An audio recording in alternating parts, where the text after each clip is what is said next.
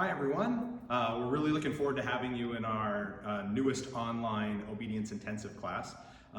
As I promised, give you guys a little quick look at the equipment that we use. The equipment you're going to use for the class doesn't have to be exactly what we have here, but this will at least give you an idea of what I'm talking about. The email that I sent has a description, but this should give you a better idea. So first, obviously your dog needs a collar. So we use just a classic flat or martingale collar. A flat collar, everyone should know what that is. This is a martingale version of it. It just slips over the dog's head, has a buckle. This is not meant as a training collar, not meant for corrections, but if you have your dog on a leash and you need to block their ability to move around, this is a good starting point. So we have a martingale collar. Also, you're gonna need a training collar of some kind. So we typically use prong collars a fair amount. You guys have probably seen the classic metal prong collar. We use the 2.25 millimeter prong collar. We also have some alternatives to that. One is, this is made by Starmark, or which used to be Triple Crown, and it's a plastic style prong collar, also useful and workable. And then for beginning dogs or more sensitive dogs, although we won't do a lot of corrective work with them, you can have a nylon slip collar as well, like the classic Learberg dominant dog collar, which is just a slip collar, like a choke chain, and this is out of nylon. A substitute for this as well would be a slip lead, right? And the slip lead, these are the 3/8 inch Mendota slip leads. This is a 4 foot, they come in 4 and 6 foot leashes. This is as if it were a slip collar and a leash together, right? So for the early part of the class, we're gonna be doing virtually everything with rewards. For the latter half of the class, we're gonna talk a little bit about the use of pressure. And so we will introduce that concept. And so a training collar will be useful at some point along the way. You'll also wanna have a harness for your dog. We like any of the adjustable, what I call V-type harnesses, right? When I say V, it means the front of the harness comes down in a V. It doesn't cut straight across. Any of the harnesses that cut straight across on the front have a tendency to ride up and hit the dog in the throat and act like a collar. So we want a harness that's not a no-pull harness, a harness that's comfortable pulling into, right? So this is a Halti brand, but they make a ton of them. You can get them at most pet stores. They have plastic buckles and they're adjustable to fit your dog. You're also gonna need leashes. So on your list, we have what I call a training leash, a 4 to 6 foot training leash. This is one of our 4 foot training leads. You'll notice that they're relatively lightweight. This isn't meant for walking your dog around or holding your dog back from things. It's meant for kind of more subtle manipulation and training. It's light, it's easy, and it doesn't have a loop on the end. So in a perfect world, whatever leash you have for your dog for training won't have a hand loop on the end. And we drop the leashes a lot and move the dogs around with luring and food, and the ones with loops have a tendency to catch on things as we go. So you'll need a leash. You'll need a long line as well. This is a synthetic long line, but you can have one out of cotton or nylon, whatever's convenient. This is a 12 footer. I would say you want one that's 10 to 20 feet long, in that range. 20 feet is probably longer than we'll use in this class, but outside of the class, you might want a slightly longer one for recall work. We're gonna be doing our recall work during this class relatively close up, right? But a long line as well. Then you're gonna want something to hold your training treats in. So in the early stages of the class, we're gonna be doing a fair amount of stuff with food, right? And so here's a couple of versions of bait pouches, right? So this is a small bait pouch, this is a slightly larger one. This type of bait pouch is really nice because it has a spring-loaded thing so you can open it or you can clip it shut.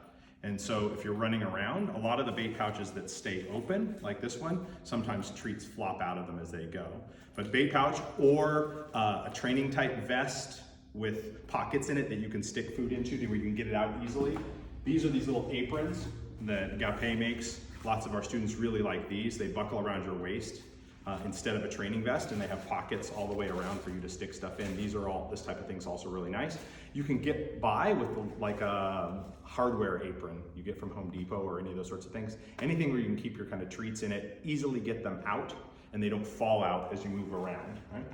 Obviously, you're gonna need some kind of training treat as well.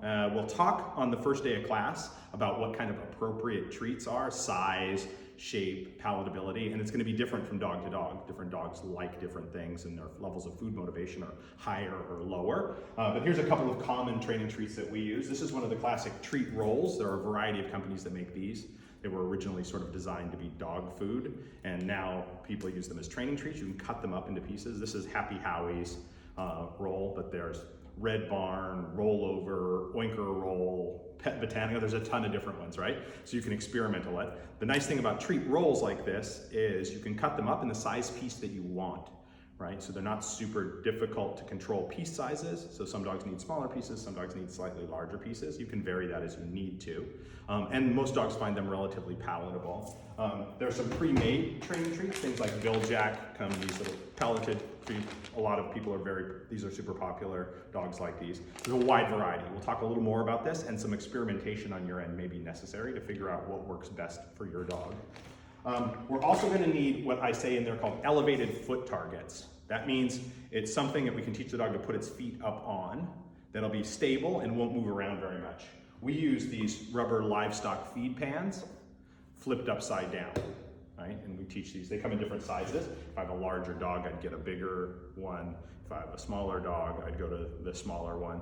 In the beginning stages, it tends to be a little easier if your target's bigger. Lots of things can substitute for this. I've seen people use stone pavers or a box flipped upside down. As long as it doesn't move around very much and make noise, a lot of different things will work. You want them to be somewhere in the neighborhood of 6 to 12 inches across, somewhere in that range, right?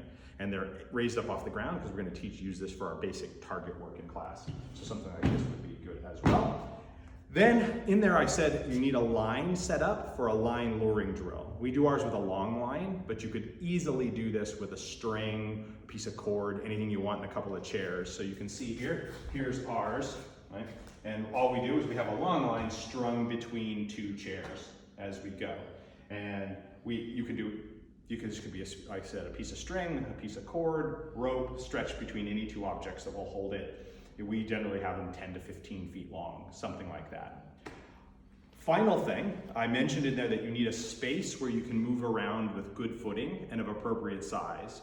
And you would want the space to be, like I said, 10 to 15 feet probably wide at minimum, and no less than 25 feet long, right? Because we're gonna need to move back and forth. We're gonna do some short recall drills. There's some sections where we're gonna do a little bit of play with dogs, and room to move around safely and comfortably is important, right? So in here, obviously we have rubber matted floors, but any place that has good footing that won't be slippery for you and the dog, right? So you're not gonna fall down, not lumpy, nothing for you to trip over, any of those kinds of things, and clear of stuff so that if you're moving around, you're not tripping on things or running into things. And that space will be important for you. Ideally, also that space should be relatively free of distractions.